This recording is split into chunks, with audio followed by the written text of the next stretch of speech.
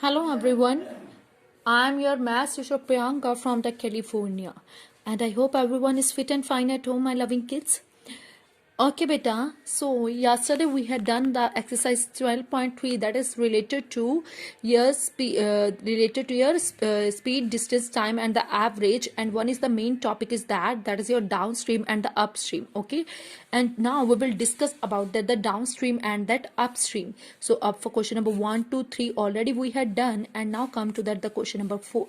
That is of here. Here you may see a jogger is running at 9 km per hour alongside a railway track of the 340 meter is ahead of the train of the length 110 meter running at a speed of 63 km per hour in the same direction.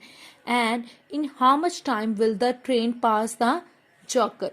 Means here they are saying, my loving kids, you can see here they are saying that is of here a jogger is running at the 9 km per hour and alongside a railway track 340 meter ahead of the train of the length 110 meter running at a speed of 63 km per hour. Means one jogger is running at the speed of 9 km per hour alongside a railway track.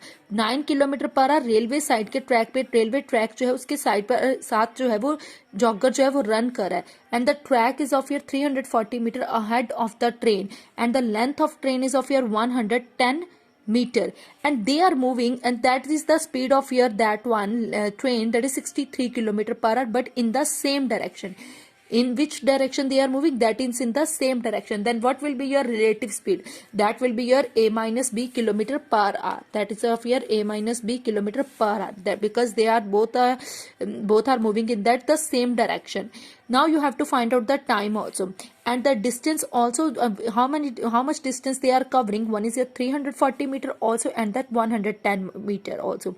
Then total distance, how much they are covering? Beta, total distance is of your 110 and plus the 340 they are covering, so that is of your 450 meter they are covering. So you have to find out the time. For time, how you can find out? You can find the time by how you can find out the time by the distance over the speed. By distance over speed, not only the speed will become the relative speed because they are both are moving and they both are also moving in that the same direction. So here you can see, as you can see here, speed of the train of their relative to the jogger. Speed of the train relative to the jogger, that is here 63 minus 9 because that is of your relative speed, means one is moving at the 63 kilometer and one is here 9 kilometer per hour. So that is here x minus y and the distance to be covered, total distance here you know. Total distance is of your 110 meter and the one is here 340 meter. Total distance they are covering, that is your 450 meter and the relative speed, that is in the kilometer per hour. So you can also change it into that meter per second by doing that multiplication with the 5/18. So that is your 15 meter per second. And now you have to find out the time. In how much time will the train pass the jogger? How much time the train will pass the jogger?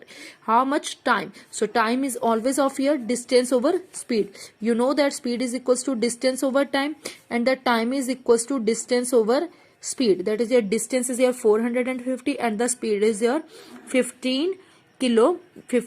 Yes, speed is of your, yes beta, what will be the speed is of your, that is your 15 meter per second because here we change the relative speed is of here into the meter per second, so that is your 15 meter per second. So you can change by doing that cutting, you will get it here time. And the next here you can see, my loving kids, a boat can travel, yes, a boat can travel with the speed of 13 km per hour in still water. If the speed of the stream is here 4 km per hour, find the time taken by the boat to go 68 km but downstream. So you have to go, they are talking about the downstream. So you have to find out the time taken by boat.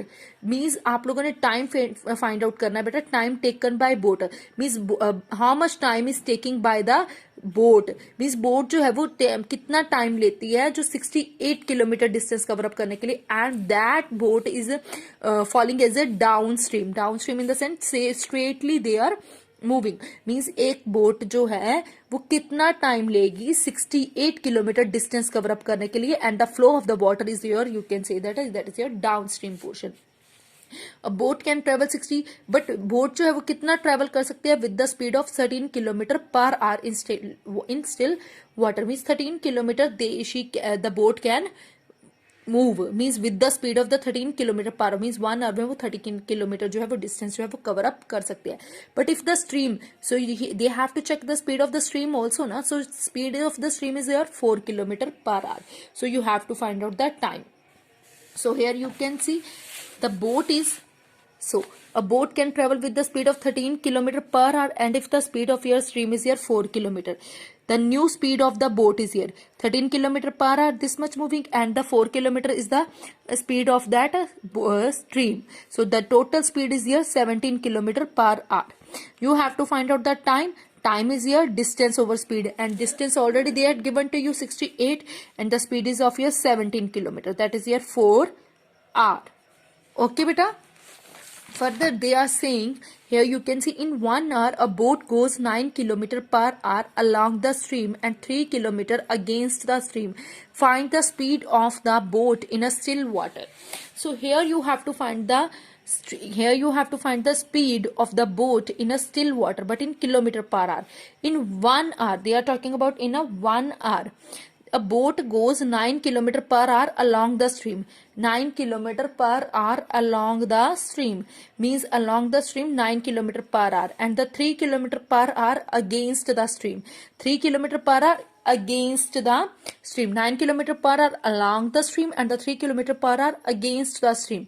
So you have to find out the speed of the boat in still water. So speed of your boat in a still water is your half of the a plus b kilometer per hour, both the speeds. So here you can see speed of the boat in a still water is of your half of a plus b kilometer per hour. So half of your one is of your speed is your boat goes along the stream के साथ जो boat है, boat में कितना distance, कितनी speed के साथ जाती है 9 kilometre per our, and against the stream कितना कवर अप करती है वो, that is your 3 kilometre per hour. So that is your half of that 9 plus 3, that is your half of that 12. 9 plus 3 is your 12, that is your 6 kilometer per hour, and the speed of your boat is your in a still water, that is your 6 kilometer per hour. So this much you have to try to be solve also better, how you solve it, these types of the questions on your notebook. And further here we are having some of the extra practice statements also, so that also you have to find it, and these questions you have to solve it by yourself. Okay, so here you can see beta, find the average of the each of the following. Find the average of the each of the following. So you know very well what is the average. Average you know very well how to, we can find out that the sum of the quantities over the number of quantity, sum of the quantities over that number of quantities. So sum of the quantities over the number of quantities are here, so you can find out their sum over that the number of quantities. How many quantities are there? 1 2 3 4 5, so over that 5. This also is the same like that, sum of the quantities over the number of the quantities, like that only you have to do. And here in second question they are saying find the average of the first 5 multiples of the 9. So firstly average of the first 5 multiples of the 9. So firstly find out the 9 multiples. 9. So these are the first 5 multiples of the 9. 1 2 3 4 5. These are the first 5 multiples of the 9. So you have to find out their average, and the average is equals to your sum of quantities over that number of the quantities. Sum, so that means 9 plus 18 plus 27 plus 36 plus 45, and the number 1 2 3 4 5. So like this, I think so you know very well how to do that, calculate. So you can calculate beta. Okay, so like this you have to find out their average. Further in next question they are saying last week the average temperature of the first 4 days was the 37 degrees Celsius, and the last 2 days was the 42 degrees Celsius. If the average of the whole week is here 41.5, what is the temperature of the 5th day of the week? Here, sorry beta. Here they are saying the last week the average temperature of the first 4 days. Average temperature of the first 4 days means first 4 days average temperature is there. Average temperature of the first 4 days. Average you know that very well, that is sum over number. That is your sum over number. So here is your average. Average temperature of the 4 days is your 37 degree. This is your 37 degree. And that is equals to sum over the numbers. That is equals to your sum of the numbers. And the sum we do not have, and the number is here 4. Then what will be the sum of the first 4 days? That is if your sum of first 4 days.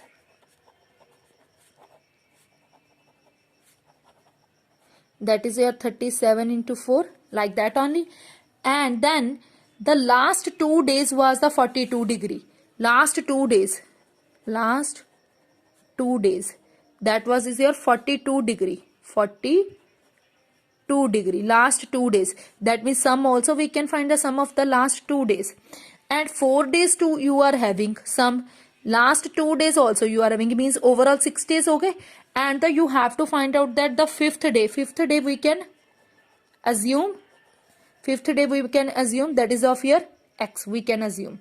And the average of the whole week in the sense average of whole week, that is your sum over number.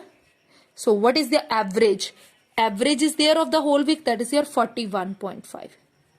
okay. Then sum means of 7 days sum, 4 days का sum कितना आपके पास 37 multiply by 4. So here you can see 37 multiply by 4 plus last 2 days 42 multiplied by 2.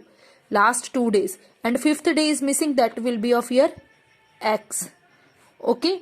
And then over that number 4 days, 2 days, and fifth day means in the sense 1, and total is here 7 days, because 1 week also we know that is here 7 days. So like this here you can calculate also.